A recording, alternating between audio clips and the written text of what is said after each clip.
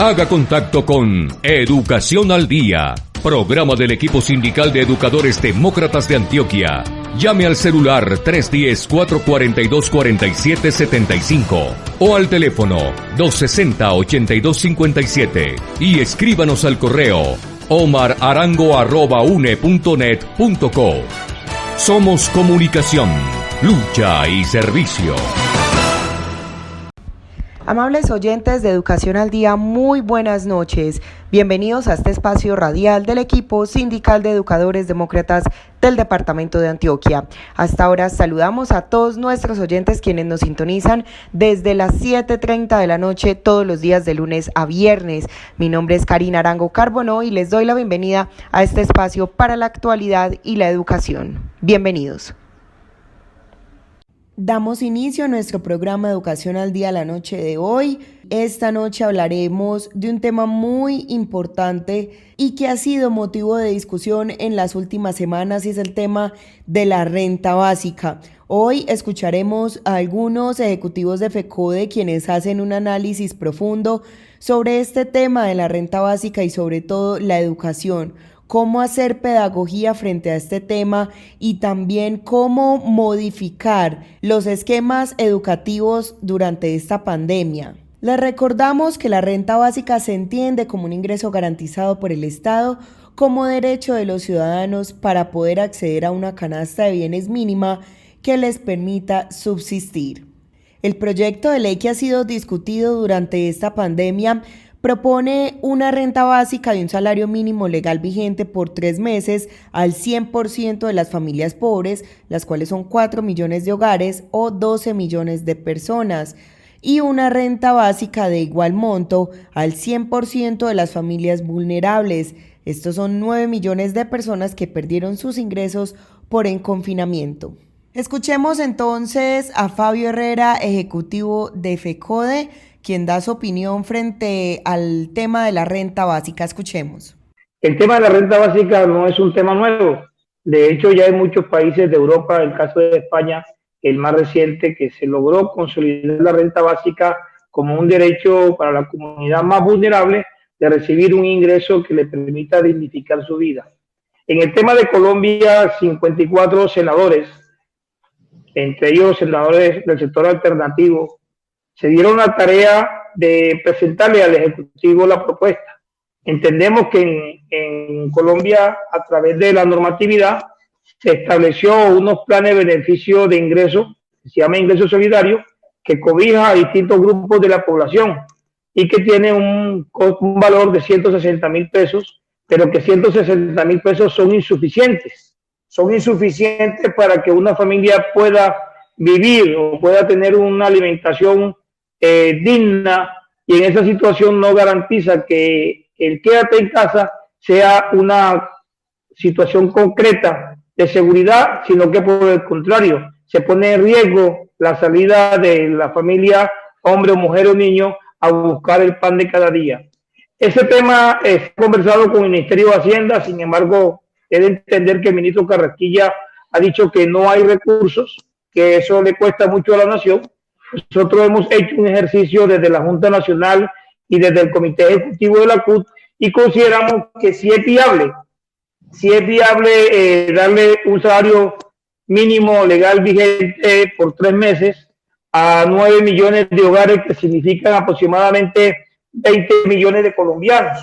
Esa población tendría la posibilidad de quedarse en casa, de autoprotegerse en el aislamiento para minimizar el impacto de la pandemia, especialmente en las poblaciones más vulnerables, que es la población que debe salir al día a día. Y es lo que tiene que ver con los estudiantes que nosotros atendemos en los colegios oficiales, que proceden precisamente de esos focos de familia donde día a día tiene que resolverse de alguna manera, y eso significa salir a la calle, eso significa exponerse a contagiarse. Por eso nosotros hemos venido levantando la bandera. De la pasada Junta Nacional se aprobó retomar la bandera, hacer la socialización, llegar hasta los hogares de los colombianos, a sustentar el por qué la renta básica hoy es una alternativa para el pueblo colombiano, y más que una alternativa, un derecho.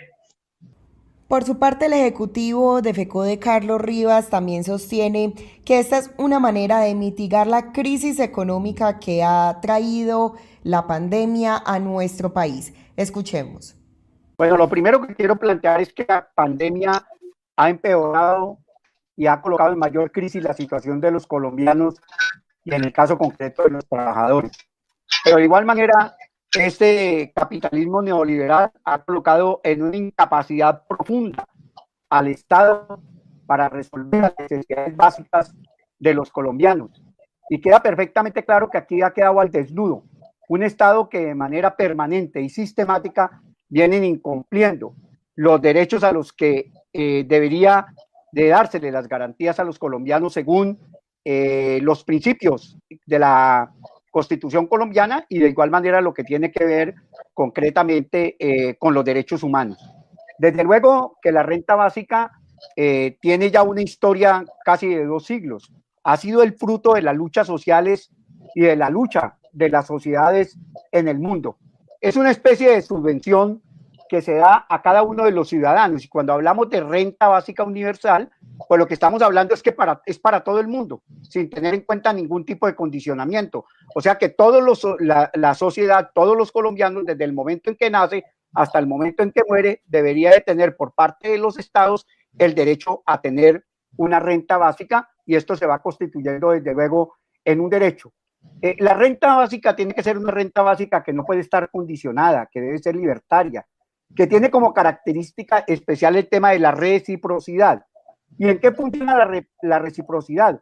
En la responsabilidad que debe tener el Estado cuando había un principio que se señalaba que quien no trabaja no come, ¿cierto? Pero, y si aquí en el caso nuestro a las sociedades no se les brinda las oportunidades para trabajar, pues desde luego que tiene que haber una subvención del Estado, y esa subvención del Estado es lo que se determina como una renta básica. Y desde luego que esto tiene que ver también con un tema que se señala con el pleno empleo, que es el principio universal de que todas las personas que están en capacidad de trabajar deberían tener trabajo y acceso al mismo, garantizárselo el Estado. Y si el Estado, por el contrario, no se le garantiza, entonces lo que tiene que satisfacerle las necesidades básicas y fundamentales a los ciudadanos. En este caso, en el caso concreto de Colombia, nosotros tenemos hoy 9 millones de desempleados. Eran los 3 millones de la economía informal, 2 millones y medio de ciudadanos que venían sin ningún tipo de empleo, y hemos perdido durante la pandemia 3 millones y medio más de ciudadanos. O sea, son 6 millones sin empleo, 3 millones en la economía informal, y esto significa 9 millones de hogares. Son 9 millones de hogares. La renta básica no es para pagarle o para darle la subvención a los hogares, sino a la totalidad de la población, y en este caso sería a 30 millones de colombianos, que significan más o menos el 60% de la población. ¿Y qué se está manifestando entonces? En primer lugar, que el hecho de darles esa garantía de la renta básica no puede ser por 3 meses, ni puede ser por 1 mes, ni por 4 meses. No, la renta básica debe ser una lucha de carácter social para que se quede, para que el Estado resuelva los problemas reales de la sociedad. Este Estado que lo que hace es explotar a la gente, que lo que le interesa es fortalecer el sistema financiero, que lo que le interesa es ayudar al empresariado y no le interesa el ser humano como tal. Por eso nosotros creemos que, sin que sea igual, pero así como se quedó el 4 por mil, así como han venido incrementando el IVA del 16 al 19%, la renta básica debe quedarse para poderle satisfacer unas necesidades concretas a los ciudadanos, y esas necesidades básicas y fundamentales pues son las necesidades cotidianas del ser humano en el pago de los servicios públicos, en el tema de la alimentación. ¿Y qué tiene importancia en esta pandemia? Es que hacemos un cerco epidemiológico y logramos que ese 9 millones de colombianos no salgan a infectarse, ni que desde luego el Estado, con los recursos que tiene. Mire, el cálculo que se ha hecho es que la subvención, o sea, el pago de la renta básica, el entrego de la renta básica a los 30 millones de colombianos vale 13 billones de pesos. Eso significa apenas el 2.5 del Producto Interno Bruto, y se podría llegar hasta el 4.5 o 5 del Producto Interno Bruto. Si la renta básica fuera universal y fuera para todos los colombianos, ¿no es cierto? Se podría pagar con los recursos que se tiene, pero se utilizaría el 30% del Producto Interno Bruto, lo que sería inviable, desde luego, para los colombianos. En EPM estamos comprometidos con la reactivación económica del país. Por eso, durante la emergencia sanitaria, hemos mantenido más de 1.500 contratos activos con empresas y organizaciones, cumpliendo los protocolos de bioseguridad para cuidar la salud de la comunidad, los contratistas y los funcionarios. Porque con el compromiso de todos, seguimos garantizando la prestación de los servicios públicos y así el bienestar de miles de hogares y empresas. Unimos esfuerzos para seguir adelante. EPM, por ti estamos ahí. Todos somos gente cuidando gente. A través de los canales de servicio de Nueva EPS puedes evitar salir de casa y reducir el riesgo de contagio. Descarga la aplicación para móviles, utiliza el chat en línea, portal transaccional o línea nacional. Gente cuidando gente. Vigilado Supersalud. Ya voy a encender la energía. Hay como mucha gente. ¿Qué es todo ese ruido? ¿Qué estará pasando por acá? Listo, Lucho, ya está conectada y con energía. Es decir que mi destino es ese, terminar en este aparato. ¿Para qué servirá? Lucho, ya con esta nueva voladora y taladro, los acabados de la obra quedarán de lujo. Pero si hasta vibro y me genera cosquillas. Mi destino entonces es acompañarte en casa y en el trabajo. Para disfrutar de la energía en el lugar donde te encuentras, se necesitan 23 centrales hidroeléctricas, una térmica, cerca de 95.000 kilómetros de redes de transmisión y distribución y contar contigo. Con tu compromiso, unimos esfuerzos para seguir adelante. EPM, por ti estamos ahí. Haga contacto con Educación al Día, programa del equipo sindical de educadores demócratas de Antioquia. Llame al celular 310-442-4775 o al teléfono 260-8257 y escríbanos al correo omararango@une.net.co. Somos comunicación, lucha y servicio.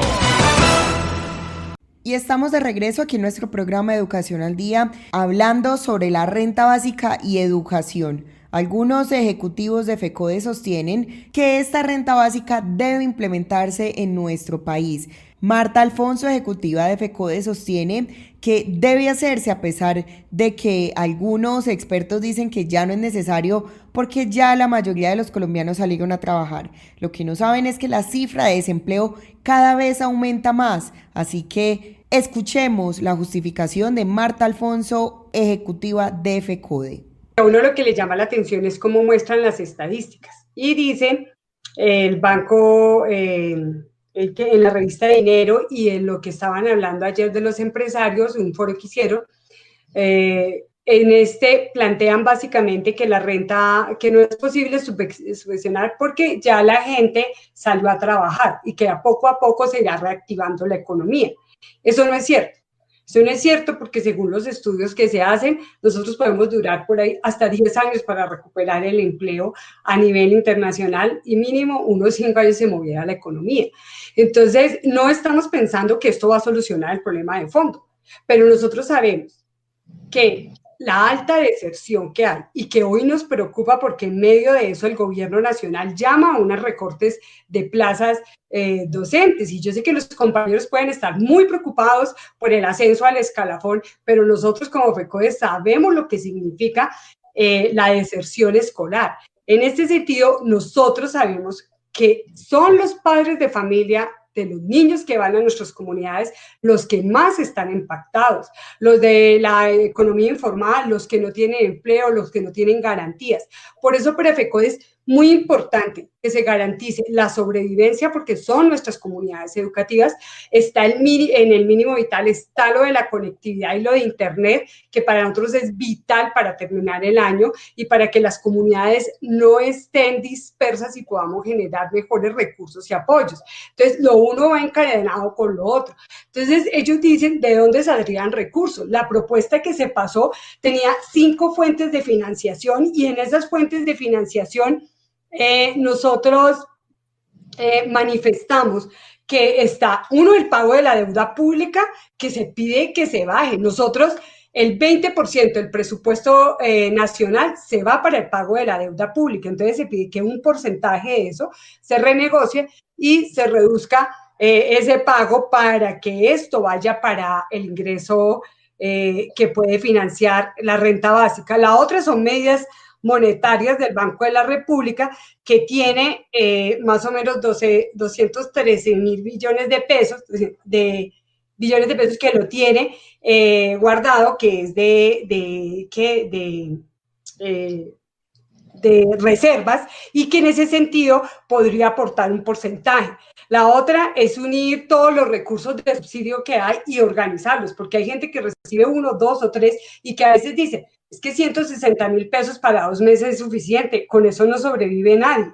El otro es el aumento temporal de impuesto, que era lo que hablaba ahora Carlos, de crear una reforma tributaria transicional para ciertos sectores, y lo otro es la tributación territorial. Entonces, cuando le dicen a usted que no hay recursos, sí hay recursos y se pueden sacar, igual que los recursos del fondo de emergencia que los centralizó el gobierno y se los entregó a la banca. Entonces, nosotros estamos pidiendo cojan esos recursos, organícenlo, y es posible, está sustentado y demostrado garantizar esos derechos para esta población, con el ánimo de que, por ejemplo, las familias puedan decir, si nos garantizan la conectividad, porque eso se incluye ahí como ingreso vital, y nos garantizan un ingreso, las familias pueden también disponer para resguardarse y no solo cuidarse frente a la epidemia, sino sobrevivir al hambre y a la miseria, que es lo que hoy está acosando a muchos sectores de la población.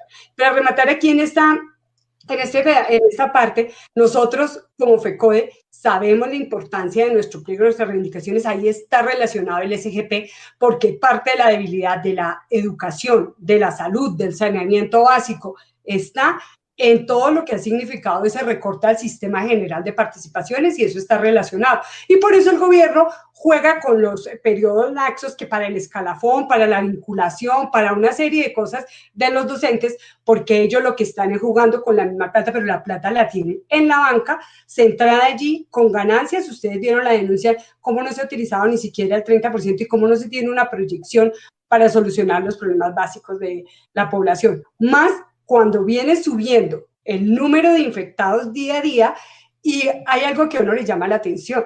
Las UCIs hasta ahora en ciertas partes se están llenando. ¿Pero por qué? Porque uno dice, no, pero es que hay capacidad. No, no hay capacidad. Es que hay mucha gente que se está muriendo en las casas sin llegar ni siquiera a las UCIs. Por eso hay aún UCIs desocupadas, porque la gente muere en la casa. Entonces, por eso para nosotros es vital que se mire el problema económico, la sobrevivencia de las familias sobre la base de cuidar al pueblo y de que se garanticen estos recursos, porque a la hora del té se van a invertir ¿en qué? En comida, en cosas básicas. Esto no se va a ir a inversiones extranjeras. Yo no creo que una persona del pueblo que reciba un salario mínimo con eso se vaya a enriquecer, pero sí va a mover la economía local y va a permitir solucionar también ese otro aspecto que ellos dicen que está estancado.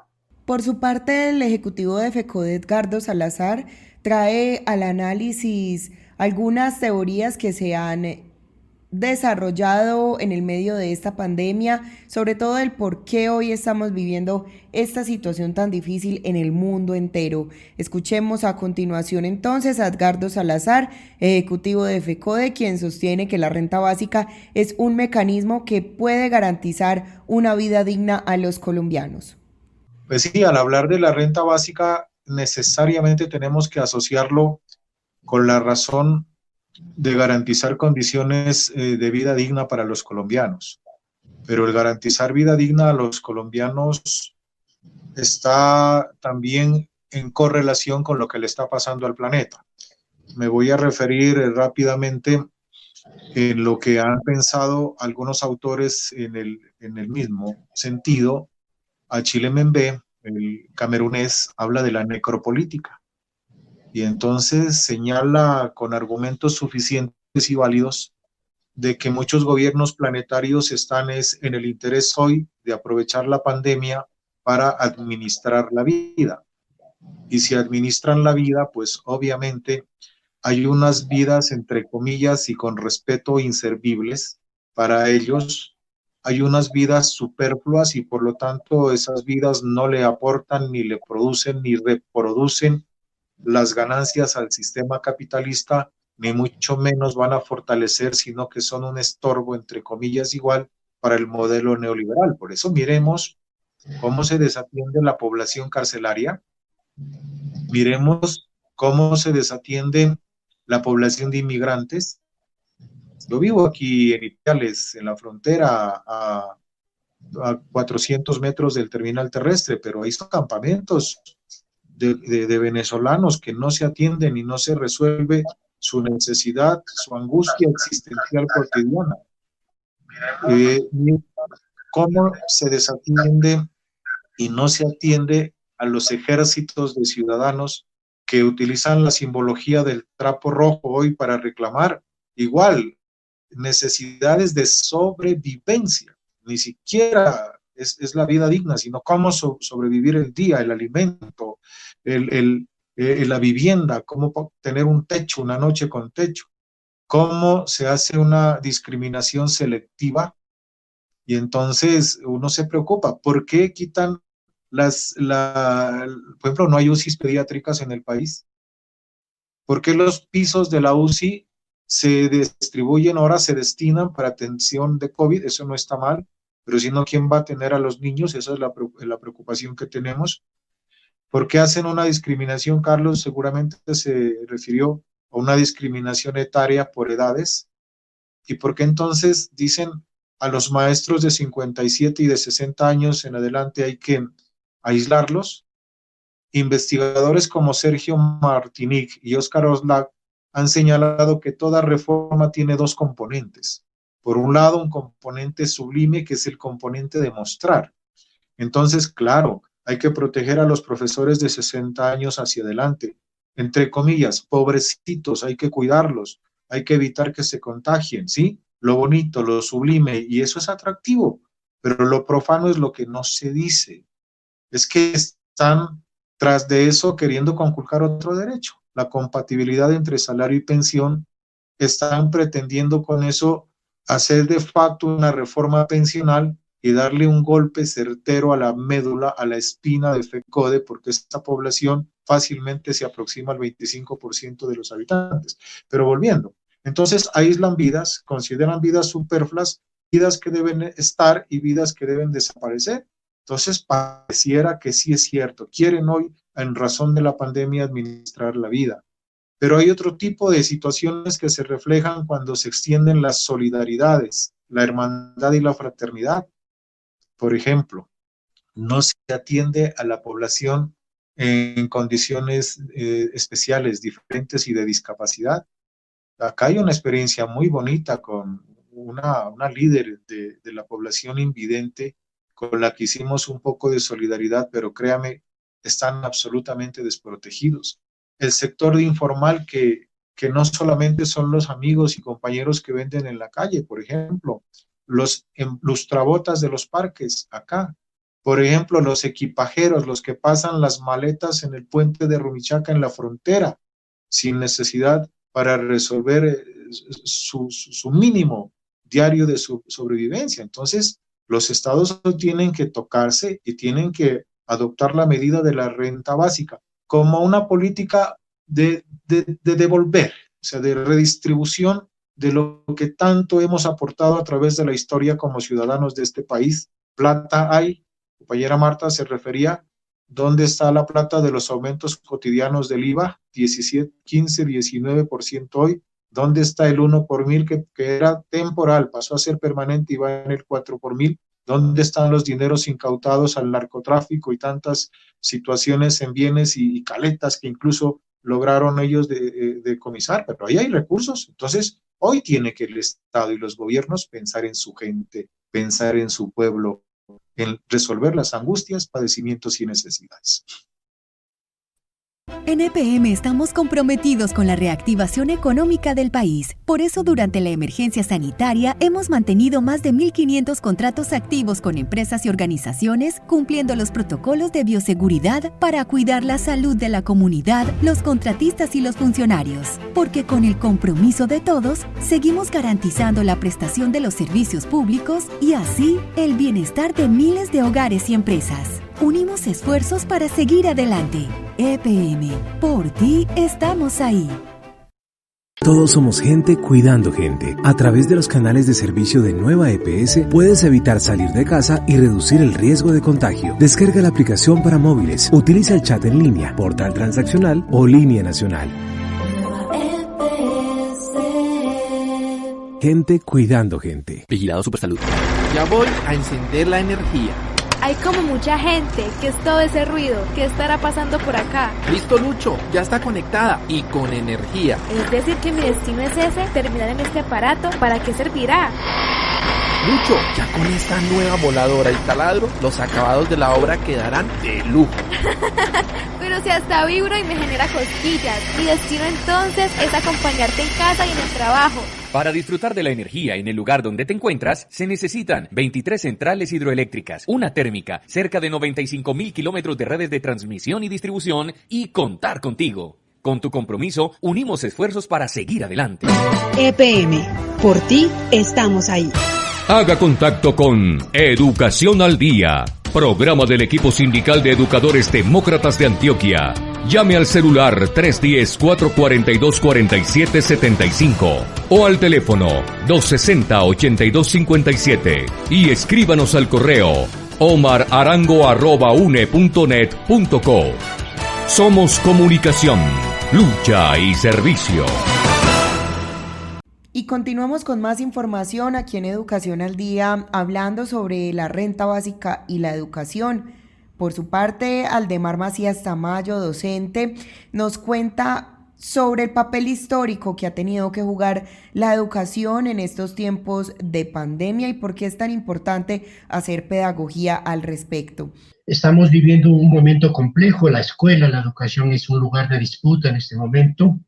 Ahí intentando imponer un discurso hegemónico que disputa a la escuela con aquellas concesiones del pensamiento crítico que creemos que la escuela tiene que estar conectada con la vida. Creo que es muy importante en esta relación de renta básica con la educación, mirar cuál es la educación que estamos proponiendo distintos sectores de educadores y comunidades educativas frente a esta crisis sanitaria. No nos podemos dejar confundir en el momento. Sin duda, hoy tenemos que poner la tecnología al servicio de la pedagogía, no al revés. Por lo tanto, es urgente hacer una lectura de la realidad. Imposible construir nuevos escenarios, nuevos imaginarios, nuevas oportunidades para la educación si no hacemos una lectura fina de lo que está pasando.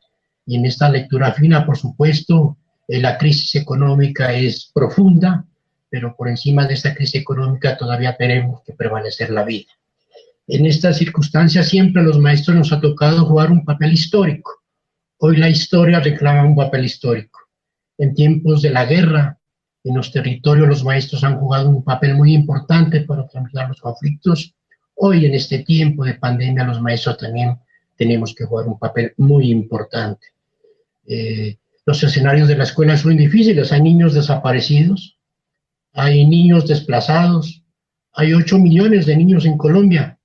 El discurso hegemónico solamente los menciona como cifra, como números, pero detrás de esos 8 millones hay niños que hoy no comen, hay niños que hoy no asisten a la escuela, el sistema los excluyó.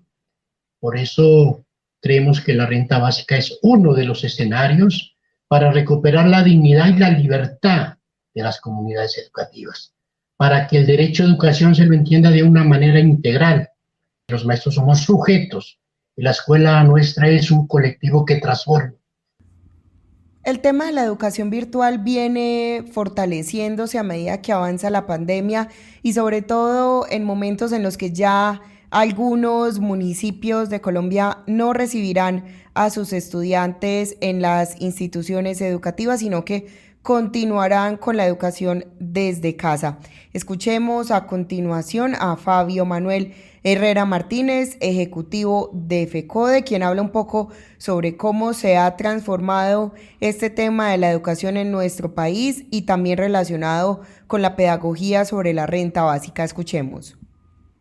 Bueno, nosotros tenemos una gran ventaja en este momento, en medio de la situación que vivimos.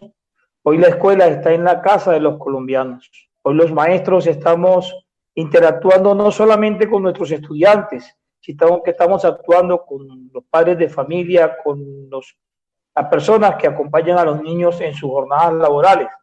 Entonces nosotros tenemos hoy la gran tarea, el reto histórico de apropiarnos de este instrumento de lo que es la renta básica, de la explicación del impacto que tiene la pandemia en la población, y eso nos llevaría a hacer el ejercicio pedagógico en la casa, desde las casas con los colombianos, y mostrarles que lo que estamos planteando hoy, junto con la Central Unitaria de Trabajadores CUT, que en su pliego de emergencia radicó 6 puntos, y uno de los 6 puntos que contiene eso está el tema de la renta básica. Entonces nos corresponde hacer la ilustración, la pedagogía, y demostrarles que es una alternativa, que no es la solución, que no nos va a sacar de pobre, pero sí nos va a ayudar a mitigar la crisis que genera la pandemia, especialmente cuando la ONU ha dicho hoy que lo que es Latinoamérica y el Caribe caería en un 5.4% la producción, y eso significaría que un número importantísimo de la población se empobrecerá mucho más de lo que hoy estamos. Entonces la renta básica es un paliativo que nos ayudaría a reactivar la economía y a dignificar la vida y la acción de la comunidad educativa en general, que serían los beneficiarios directos de este propósito que tenemos junto con 54 congresistas y todas las fuerzas sindicales y las organizaciones sociales que hacemos parte hoy del movimiento social colombiano. Por otro lado, la ejecutiva de FECODE, Marta Rocío Alfonso, también nos cuenta cómo desde FECODE se ha podido hacer pedagogía en este tiempo de pandemia complejo para todos los docentes, y a su vez, cómo este tema de la renta básica sigue siendo ligado a la educación. Escuchemos. Bueno, nosotros desde que empezó todo este proceso de la pandemia y particularmente el estado de emergencia y la cuarentena, sacamos un primer comunicado precisamente analizando hacia dónde surtieron efecto los primeros decretos. Y obviamente fue una lucha lograr que los maestros fueran a la casa, porque inicialmente nos habían mandado a los estudiantes, pero nosotros deberíamos de asistir.